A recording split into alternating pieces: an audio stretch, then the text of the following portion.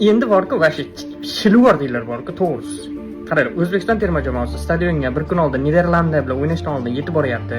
Bu yoqda border security degan bitta milisani turi bor. Xullas, nima qilishyapti? O'zbekiston terma jamoasini hamma sumkalarni o'rtaga yig'ib, dori qidiradigan it bilan tekshirtiryapti. Tasavvur qilyapsizmi? U terrorist emasmi u? Plus keyin hammasini vashi qattiq qo'l tekshiruvdan o'tkazayapti. Kanavaro borib turing, bosh murabbiy Kanavaro borib so'raganda nima degan eshiting. Ular menga foydasi shu deb aytishdi. Lekin yakunda faqatgina bizning terma jamoani tekshirishdi. Qiziq. Shunday, borib ularni o'zidan so'rab ko'rishingiz kerak.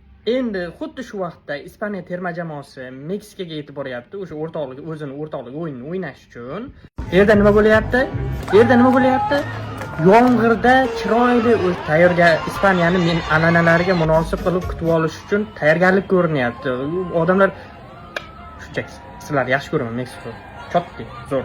Hali bu boshlanishi bor-ku, mana buni eshiting endi. Biroq terma jamoasi futbolchisi AQSh aeroportida 7 soat ushlab turildi. Fotograf esa deportatsiya qilindi. Endi men tushunmayotganim prosta bitta futbolchi biron bir millatdan bo'lsa, u ham o'sha millatda boshqa odamlar qilgan ishga sherik deganimi? Amerikaliklar nima qilyapsizlar? Qanaqa fikrlayapsizlar sizlar? Hey, Americans, why are you still allowing this shitgate Trump sitting in the White House? Come on guys, you are better than this.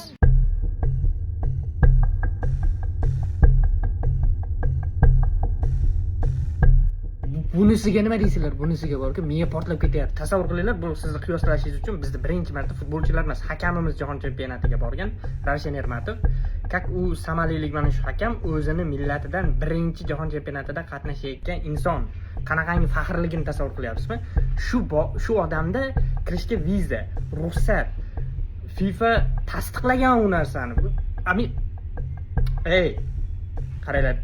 Prosta tinchgina shu keng jahon chempionatlarini Qatarda o'tkazaveraylik. Zo'r o'tdi. Narxlar ham cho'tka edi, hammasi problema yo'q edi. Yeb qo'ydilar borku.